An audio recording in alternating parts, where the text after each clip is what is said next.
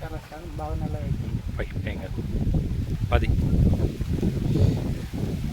RPS 76 తోటి వరి పంటలో విత్తన శుద్ధి చేపించే విధానం అండి. ఇక్కడ కేజీకి 5 ml చొప్పున, కేజీకి 5 ml చొప్పున పోయటం జరుగుతుంది. ఇప్పుడు 30 కేజీలకు వచ్చేసి 150 ml అనేది పోయటం జరిగింది. ఇప్పుడు కలపాలి. అది తీసుకురా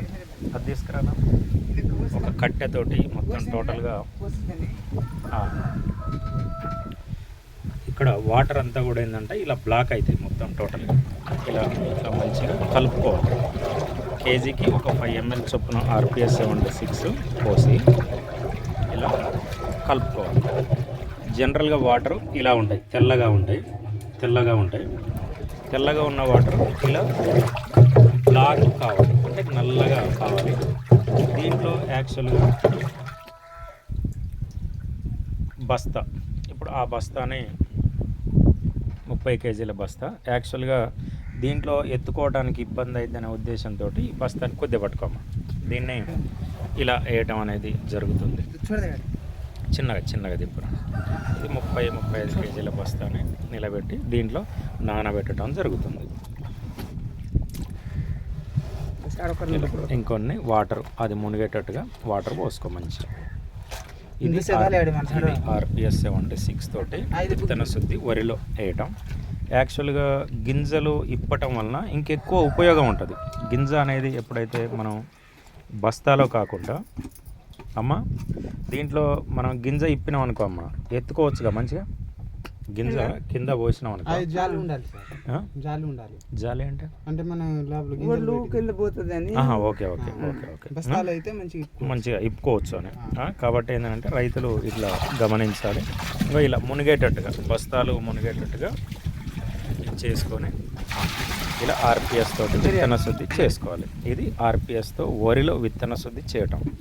RPSతో వరిలో విత్తన శుద్ధి చేయటం వలన 100% జర్మినేషన్ వస్తుంది ఫస్ట్. రెండవది, వరి పంట ప్రధానంగా ఏంటంటే రోగాలని తట్టుకునే కెపాసిటీని పెంచుతుంది. ముఖ్యంగా 18 నుంచి 21 రోజులలో మీరు వరి నాటుకోవటానికి 100% జర్మినేషన్తో పాటు మొక్క ఎదుగుదల కూడా బాగా ఉంటుంది. ఇది RPS 76తో వరిలో విత్తన శుద్ధి చేసే విధానం. RPS 76 అనేది ఇది మట్టిలో నుంచోనే తీసేడు లిక్విడ్ కాబట్టి ఇది ఇంత నల్లగా బ్లాక్గా ఇదంతా కూడా నల్లగా లేతలే నల్లగా ఇదంతా కూడా RPS తోటి. RPS పట్టుకోమా. RPS అనేది ఏంటంటే ఇది కంప్లీట్గా మట్టిలో నుంచోని తీసిన లిక్విడ్, మట్టిలో నుంచోని అమ్మమ్మకెళ్ళి నువ్వు కూడా పోటు.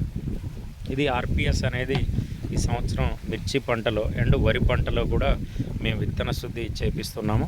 కాబట్టి రైతు సోదరులందరూ కూడా గమనించాలి. RPSతో వరి పంటలో విత్తన శుద్ధి చేయటం వలన మీ దిగుబడులు గణనీయంగా పెరగడంతో పాటు మొక్క యొక్క రోగ నిరోధక శక్తి ప్రారంభం నుంచోనే ఎండింగ్ వరకు కూడా మంచి రోగ నిరోధక శక్తి అనేది ఉంటుంది. ఇప్పుడు విత్తన శుద్ధి చేసే విధానం ఇదంతా కూడా చూశారు మిత్రులారా.